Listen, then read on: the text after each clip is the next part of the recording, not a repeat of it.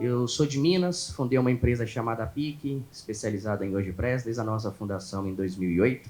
E a única coisa que a gente sabe fazer da vida é trabalhar com essa plataforma. E a ideia é a gente bater um papo sobre isso aí. Eu comecei a me inteirar um pouco mais sobre o assunto, bom dia, em 2016, e aí tem um post no blog da PIC, e aí foi quando eu comecei a entender, a pesquisar um pouco mais. Nessa época estava ficando muito comum aqui no Brasil a questão do responsivo, e lá fora, principalmente nos Estados Unidos, Inglaterra, já era muito comum. E a gente sempre tem esse gap aqui no Brasil, geralmente. Então, o responsivo saiu lá, custou chegar aqui de fato. Depois veio o Mobile First e custou chegar. E aí, em 2019, aí eu fui convidado para fazer minha primeira palestra internacional lá em Portugal. E aí, foi assim, pô, cara, não tenho nem ideia do que eu vou falar para fora. Aí troquei uma ideia com o pessoal de conteúdo. Falei assim, cara, fala sobre Mobile First, já falou sobre isso. Falei assim, calma aí, mas eu falei de Mobile First em 2016. Ela, pois é, Portugal está 3 a 5 anos atrás da gente. Então, enquanto a gente começou a falar de Mobile First aqui no Brasil há 3 anos, lá está começando a falar sobre o assunto agora. Eu falei, caramba, não acredito. Então, dei a palestra totalmente insegura, assim, imaginando que não, foi 3 anos atrás. Então, tem muita gente ainda com dificuldade sobre o assunto. Tem muitas vantagens que nós precisamos fazer. Isso está vindo com uma velocidade muito grande, mas tem alguns desafios que a gente precisa vencer, os quais a gente vai trocar uma ideia aqui hoje. Então, embora a gente pense num país europeu que está super evoluído, aquela coisa toda, mas a história não é bem assim, tá? Então, quem está começando hoje com Mobile First pode ficar super privilegiado, que isso é uma coisa muito mais comum do que a gente imagina. E aí eu pergunto, na minha visão hoje, nós não somos Mobile First ainda. Eu acredito que nós somos orientados, tá? Talvez se você trabalhar especificamente com quem cria só aplicativo, talvez você seria Mobile First de verdade, ou nem Mobile First, Mobile Only. Agora, Mobile First de verdade, eu acredito que nós somos orientados. E a gente pode perceber que existem várias dificuldades. Primeiro, todos nós temos um desejo de codar, primeiramente, para o mobile, de fazer primeiras interfaces ali para o mobile, mas existe uma coisa chamada realidade, chamada mercado e chamado cliente, e principalmente chamado prazo. Então, as pessoas querem, mas não dá prazo, e por aí vai. Então, a gente fica nesse dilema constante entre a expectativa e a realidade. Então, essa é uma das coisas que eu percebi, por que nós ainda não somos totalmente mobile first. Um outro ponto é que quem trabalha no mercado B2B, que é o meu caso, por exemplo, cara, 80% dos nossos acessos, em vários clientes que eu percebo, ainda é desktop. Por quê? As pessoas que estão procurando soluções de outra empresa, geralmente elas fazem isso no ambiente de trabalho. E elas estão de frente para uma tela ali. Já no mercado B2C, já é completamente diferente. A gente vai ver algumas estatísticas em relação a isso aí. A gente vai perceber aqui também que tem inúmeras e significativas vantagens para que o Mobile First ele seja adotado. E é com base nesses números que é importante que a gente consiga ter uma argumentação para poder convencer quem ainda não está convencido, ou fazer com que a gente ganhe um pouco mais de prazo ou algumas outras coisas para que essa implementação possa ser feita. A primeira delas, eu acho que é isso aí. No Brasil, nós temos mais celulares do que pessoas. É muito comum, talvez vários de vocês aqui estejam com 2 celulares aí, né? E outra coisa que é bem interessante, o número de usuários com planos pós-pago, ele vem aumentando ano após ano. Então, aquela questão assim, putz, acabou meu pacote de dados e tal, isso está diminuindo. As pessoas estão ficando cada vez mais dependentes. No final dos slides, tem o link dessa estatística para que vocês possam se inteirar um pouco mais dela. Tá? Aqui tem alguns fragmentos disso aí. Outra coisa é a questão social, ou seja, são 130 milhões aí, vem crescendo muito. E quando a gente pensa em presença digital, quando a gente pensa em jornada do consumidor, quando a gente pensa nos emote, as pessoas estão nas redes sociais pesquisando sobre algumas soluções, sobre alguns serviços, e a partir dessa interação social que ela tem, ela vai para o seu site. E muitas das vezes, essa interação que ela está fazendo, ela está no mobile. Então, quando ela vai para o seu site não tem uma presença mobile bacana, você começa a ter uma frustração ali com o usuário. Por isso que gigantes como o Google e como o Facebook, eles têm disponibilizado várias tecnologias e forçando para que a experiência do usuário ela seja mais linear, não tenha tanto solavancos de estar numa experiência legal mobile, quando chega no site, muitos deles aí nem responsivos são. Outro ponto bem interessante, 85% das pessoas estão diariamente na internet. E aquele dado ali eu acho um tanto quanto controverso que a nossa velocidade média aí de velocidade tem crescido. Eu contesto esse dado, não sei se vocês acreditam nisso, mas a velocidade, cara, dificilmente acontece. Então, em vez de chegar a um 5G, já estão falando aí de um 4.5 e por aí vai. A gente sempre tem esses gaps aí de velocidade. Uma coisa que todo mundo se questiona muito, se eu devo criar um app, ou se eu devo fazer um site, ou aquela coisa toda. Quando a gente pensa em app, você tem dois grandes desafios. O primeiro é incentivar as pessoas a baixarem. É o primeiro desafio que você tem que fazer. E depois é fazer a pessoa usar, que é o mais difícil ainda. Ali a gente percebe que a média das pessoas tem 74 aplicativos instalados, mas usam praticamente metade disso. Ou seja, então, conseguir fazer o engajamento é um outro desafio também. Então, às vezes, por que não pensar no site? Tem muito negócio que não precisa de um app. Então, tem muita gente que quer fazer o app, faz, o cara baixa, não tem número de download, de interação, muito menos. Então, essa é uma realidade que a gente se encontra também. E outra coisa, que aquela dificuldade de comprar no celular, com as pessoas cada vez mais se preocupando com mobile first, com responsive e com tudo mais, as vendas em dispositivos móveis, ela tem crescido significativamente. Hoje a gente vê quase um paralelo entre o desktop e o mobile. É claro que muitas pessoas deixam de comprar no mobile porque a experiência é muito ruim. E as pessoas estão ali o tempo todo, cara, no celular. Por que não prover uma experiência bacana para um tipo de acesso que cresce muito, que vai impactar em resultados positivos para os negócios de vocês ou de quem vocês atendem?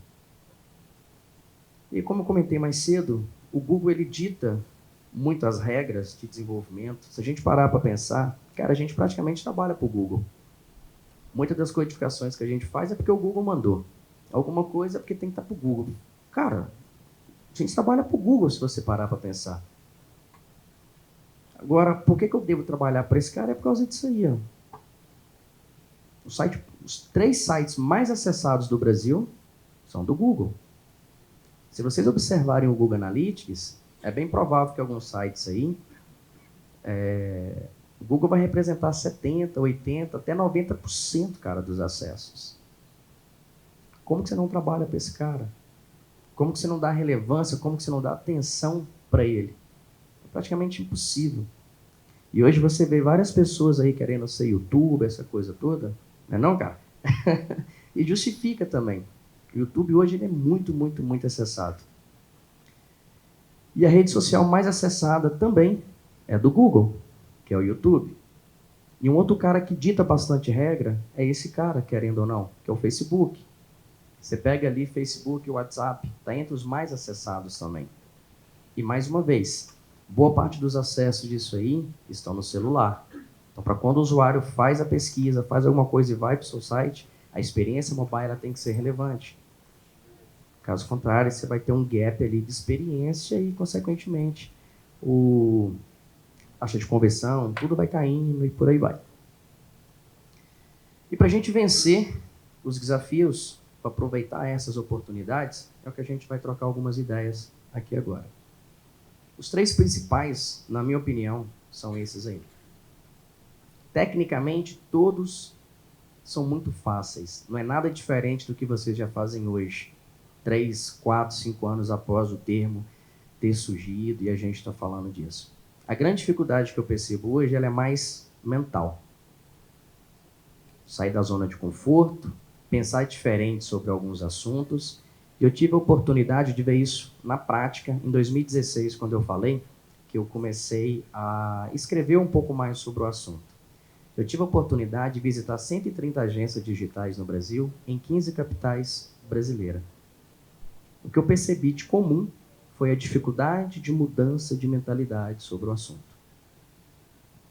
Todos os designers trabalhando com iMac maravilhosos de 27, não sei quantas polegadas, esticando tela para cá, tela para lá, e ninguém pensa na telinha, cara. Porque você está numa zona de conforto ali acostumado. Então, muitas pessoas que antes faziam a codificação, o que era muito comum de fazer? Você fazia o desktop, depois você ia fazendo um puxadinho, puxando aqui, arredando para lá, dava um espaçamento aqui, outra acolá, para se encaixar no mobile. E hoje, na verdade, o que a gente tem que fazer é totalmente o inverso. Você faz para o mobile primeiro, e depois você vai tentando fazer as adaptações. Mas, como eu disse também, além da mentalidade e mudança sobre o assunto, existe a expectativa versus a realidade. Tem o que eu quero fazer e tem o que o mercado está me pedindo para poder fazer, que é outro grande desafio que a gente tem. Esses são 5 tópicos que a gente tem que mudar a visão e vencer os desafios. Mudando a mentalidade sobre esses 5 tópicos e algumas coisas específicas sobre ele, a gente vence o desafio da implementação do Mobile First. O primeiro deles, e eu acho que o mais importante, são os usuários. Qualquer aplicação web, qualquer site, qualquer coisa que a gente faz, eu estou fazendo para alguém interagir, para alguém acessar. Então, o mais importante é eu pensar primeiramente no consumidor. Como que esse cara se comporta? Como é que é a jornada desse cara no dia a dia?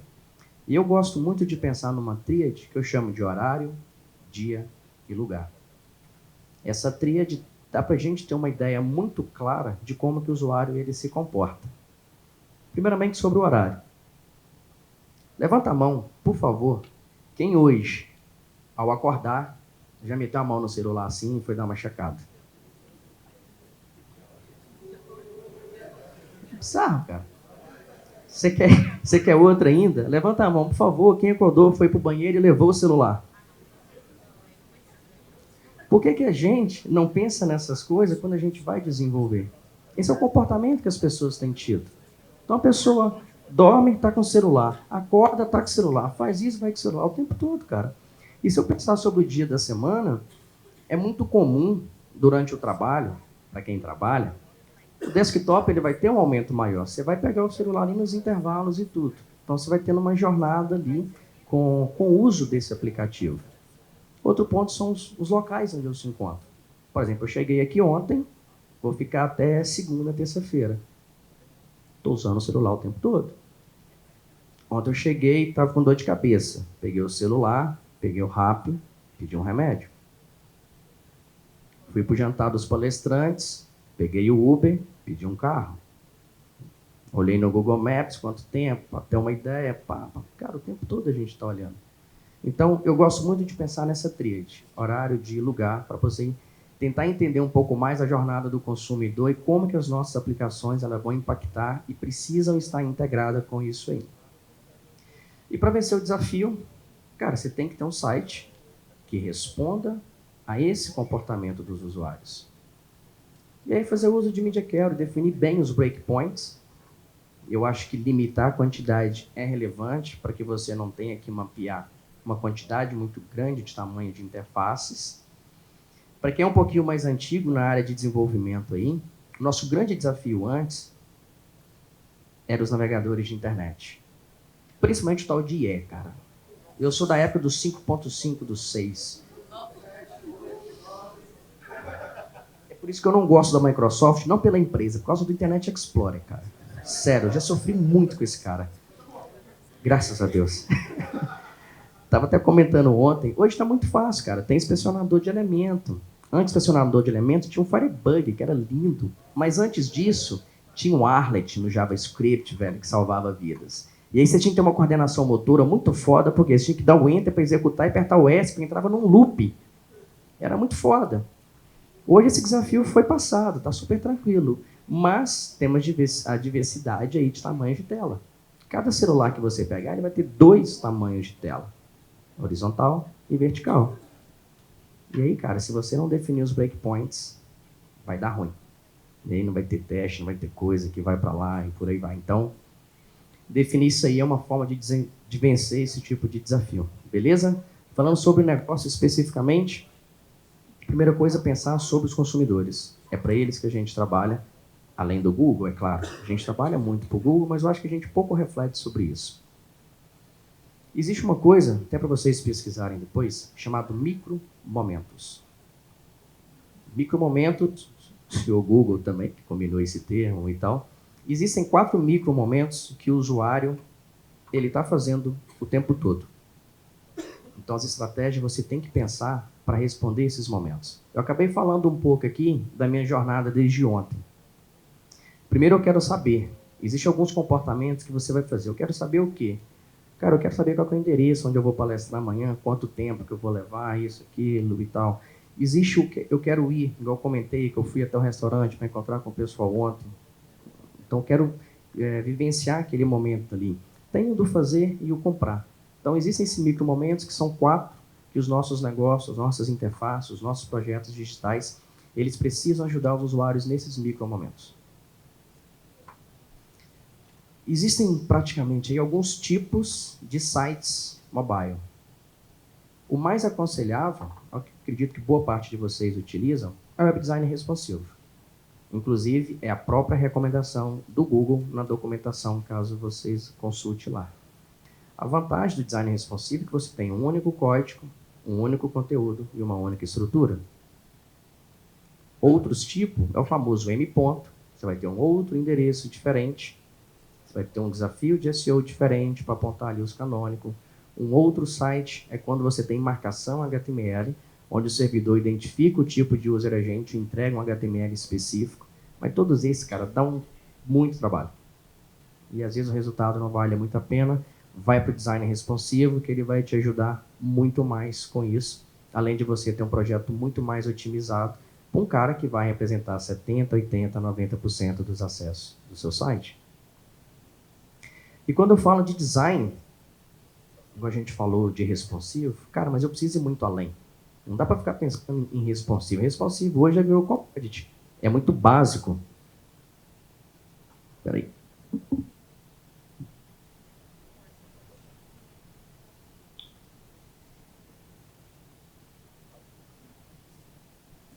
Por que a gente ainda só fala de design responsivo? Por que eu não vou além? Por que eu não dou um próximo passo quando eu estou falando de design, quando eu estou falando de experiência? Por que eu fico batendo, cara? Isso é commodity, tem que ser responsivo, ponto. Não faz sentido hoje você entregar um projeto que não seja responsivo. Então já passou disso aí. 5 coisas aqui, só para vocês pensarem um pouco, vou usar um termo bonitinho, out the box. Pensar um pouco fora, cara. Por exemplo, Google MP Stories, Client-Side Storage, Battery Status API, Vibration API, Page Visibility API. Tudo ali são, exceto o Google MP Stories, que eu vou falar a respeito, são API do HTML5, que você consegue agregar valor bem interessante para a interface. Vocês vão entender agora e ver alguns exemplos que vocês usam no dia a dia. O Client-Side Storage, eu acredito que vocês utilizam aí o WhatsApp Web. Ali por trás ele utiliza muito daquilo ali. Quando a conexão acaba, você ainda consegue consultar mensagem, visualiza alguma mídia, algumas coisas. Está usando essa API. Ou seja, foi além do responsivo. Está usando uma tecnologia que está disponível, mas muito pouco utilizada. Então é interessante você conhecer essas possibilidades para quando os projetos forem pensados, forem desenhados, você consegue ir além do responsivo. O Google MP Stories ele é bem interessante. Os Stories surgiu com a Snapchat. Ficou super popular. Facebook tentou comprar o Snapchat. Não conseguiu. O que ele fez? Tá bom, vou implementar os Stories. Implementou no Facebook, implementou no WhatsApp, implementou no Instagram. E qualquer outra coisa que vai fazer hoje vai ter Stories. E aí, uma última pesquisa que eu fiz, os Stories mais acessados hoje é do WhatsApp, depois o Insta e depois o Face. É muito utilizado esse tipo de recurso. Aí veio o Google, que está por trás do AMP, e criou o Google MP Stories. Se vocês observaram o YouTube, ele também tem os Stories agora. E o que é mais legal, você consegue ter os Stories no seu site. Então, através do Google MP Stories, né, o MP ele tem 4 tipos aí. Tem o MP para site, o MP Stories, a MP Ads e o MP Email. Então, esse tipo aí, o Google MP Stories, você consegue, dentro do seu site, fazer uma implementação de mobile e contar histórias, assim como é feito nas redes sociais. No Gutenberg, o mais recente agora, isso já vai começar a vir aí. Então você imagina que você vai ter ali um custom post type só para mexer com as histórias e vai fazendo os layers, todas essas coisas. Então a mesma experiência que os usuários têm nas redes sociais, você vai conseguir fazer com que eles tenham também no seu próprio site. Se vocês observarem depois, no Globo Esporte eu tenho visto bastante isso, quando você entra no mobile, tem algumas histórias, o UOL também está fazendo, e é bem interessante. Battery Status API é para você consultar como é que está o índice de bateria do usuário. Mais uma vez, pegando um exemplo aí do WhatsApp, que eu comentei do Client-Side Storage, vocês podem observar quando o celular de vocês está com a bateria acabando, e sempre acaba, que nunca dura esse negócio, ele dá um alerta ali para você. Opa, a bateria vai acabar, recarrega. Então você consegue consultar isso aí para poder interagir com o seu usuário e ajudar o cara a ficar mais tempo ali. Eu vi um outro case bem interessante desse recurso em páginas de conversão ou principalmente em loja de e-commerce. A coisa mais difícil é você converter no e-commerce. Tem e-commerce aí que tem 1, 2, 3% de taxa de conversão e comemora horrores, que é bem difícil. Então você imagina o cara tá ali fazendo o checkout, aquela coisa toda, a bateria está acabando. Cara, alerta o cara. Bicho, pelo amor de Deus, carrega o celular e tudo. Não deixa o cara ir embora. E o Vibration API, principalmente quem trabalha com game ou com alguma coisa, você consegue vibrar o celular do usuário. Só não vai usar isso demais, né? Senão vai ser bastante ruim a experiência. Mas você consegue interagir. Se a gente pegar a tela de login do WordPress, por exemplo, ela meio que chacoalha quando você erra. De repente você poderia usar ali o Vibration API para alertar o cara e tal. Enfim, aí é usar a criatividade para o que poderíamos fazer uso disso aí. E o Page Visibility, eu acho muito interessante esse recurso também. Imagina a seguinte situação. Você tem um slider ou você tem um vídeo numa determinada página. E é sabido que os usuários hoje eles navegam com dezenas de abas abertas. Ele até se perde ali e onde que está. Então, com esse recurso, você consegue saber se a sua página está visível para o usuário. Se ele mudar de aba, eu consigo detectar que ela não está mais visível. Logo, eu posso dar um pause num vídeo, eu posso dar um pause num slide, ou fazer qualquer outra coisa que eu quiser. E quando o cara voltar, obviamente, eu dou um play. Então, são vários recursos interessantes que dá para a gente interagir, fazer uma coisa muito mais bacana para o usuário do que só pensar no responsivo. Dá para a gente ir além. Isso é um recurso muito bacana. E como eu disse, cara, pensar fora da caixa. Pensar fora da caixa, consultar esses recursos. Pelo menos antigamente, hoje eu vejo muito menos as pessoas deixando de usar essas coisas novas porque nem todos os navegadores dão suporte. Hoje, praticamente todos dão suporte. Se não dão, vai dar. Então, implementa para quem tem o recurso. Existe um site chamado caniuse.com, onde você consegue consultar a viabilidade com o navegador de internet de versão que tem suporte para isso aí.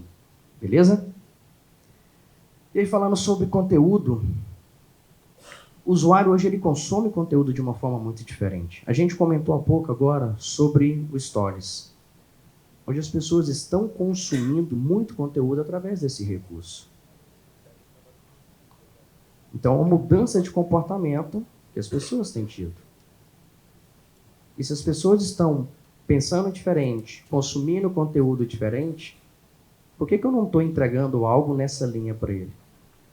Por que eu ainda estou fazendo igual antigamente? Cara, ninguém está afim de consumir desse jeito. As pessoas estão mudando em uma velocidade muito rápida. E aqui 3 técnicas para ajudar vocês. Primeiro, Readability, AMP, e o FBA, que vem do Facebook Instant Article. Para quem é jornalista, esse cara aí, ele é um tanto quanto controverso. A nossa amiga jornalista lá já até levantou assim, tudo. O Readability, basicamente, é o seguinte. As pessoas hoje, elas estão muito impacientes, não têm tempo, e os leitores viraram leitores de títulos. As pessoas não leem mais os conteúdos.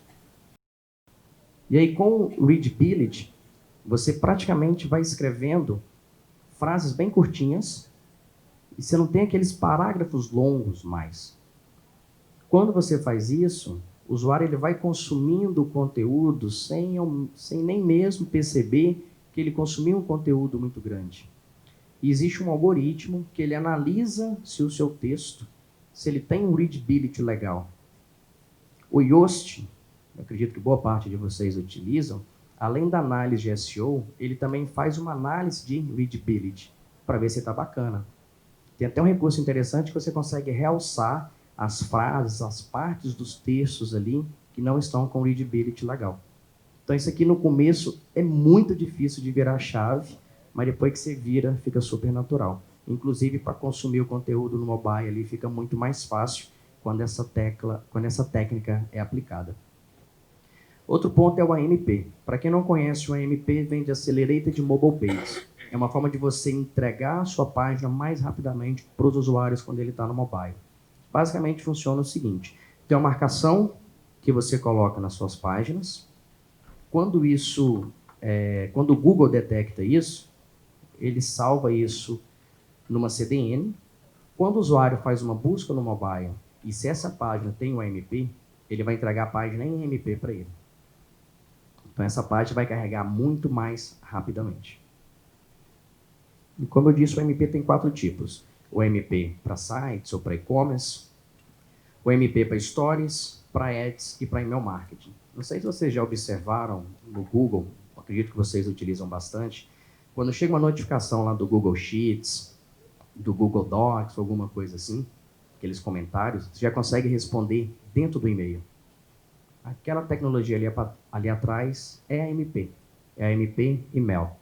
Então, hoje, se não me falha a memória, o Gmail, o Outlook e um outro sender aí de e-mail que suporta essa tecnologia, mas é o AMP que está por trás.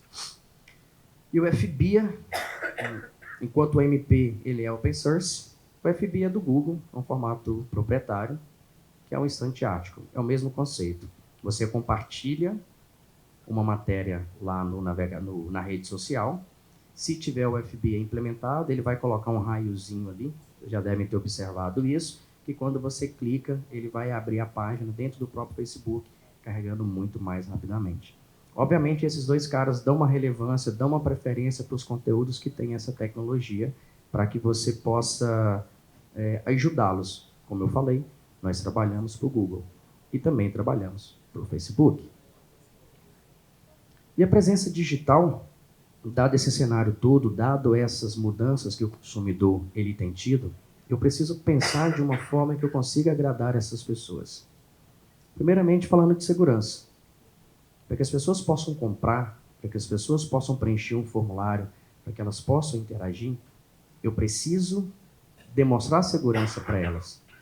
E às vezes, só de demonstrar já ajuda bastante, porque segurança é um termo tanto quanto tem alguns detalhes. Primeiro, em relação à grande regra da segurança. Não existe um software 100% seguro. Isso é uma lei da segurança. E segundo, que segurança é processo. Uma coisa que você tem que fazer continuamente. Performance, obviamente. Os usuários estão navegando em grandes players hoje, citei 2 aqui, Google e Facebook. Esses caras se preocupam muito com performance. Então, quando eles saem desse universo e vão para o nosso, eu preciso fazer com que a performance seja tão boa quanto, para que a experiência não possa ser comprometida. E aí um grande desafio, enquanto a gente está olhando muito hoje, e não é diferente com a gente, a nota de page speed, que hoje está difícil demais de bater, porque o algoritmo mudou. Então, muita gente que estava bacana com 80, com 70, hoje está tudo com 5, 10, 12, e penando, e sofrendo, cara, para poder alcançar as notinhas. Por quê? Mudou tudo. Uou, tá acabando? Então, se preocupa também com os segundos, 2 a 3 segundos. E para você vencer os desafios, está aí algumas dicas bem práticas. Primeiramente, colocar o HTTPS em todas as páginas. Não tem desculpa mais por questão de preço. Let's Encrypt é gratuito. Beleza? O IPv6, para você parar de usar o IPv4 quanto antes, que já acabou, já esgotou as possibilidades de número. Vão logo para o IPv6, exija isso do servidor de vocês. O HTTP2 é a segunda versão do protocolo e te permite ter uma conexão melhor com o navegador de internet para prover uma experiência melhor. E reduzir o TTFB. Então sempre vem um grande desafio. Da aplicação e do servidor são 2 coisas para caminhar em conjunto para conseguir ter uma redução disso aí. Então, os desafios sempre vão girar no nosso dia a dia em dois pilares. Começar um projeto do zero, pensando em mobile first, ou pegar um projeto existente e tentar não implementar uma mobile first, porque não vai ser possível, mas melhorar algumas coisas, como performance, como segurança, como implementar algumas tecnologias, para que o projeto não fique tão defasado. Que a gente sempre vai dizer que o melhor é jogar aquele negócio no chão e fazer direito e fazer de novo, mas expectativa versus realidade. Nem sempre vai dar para a gente fazer isso.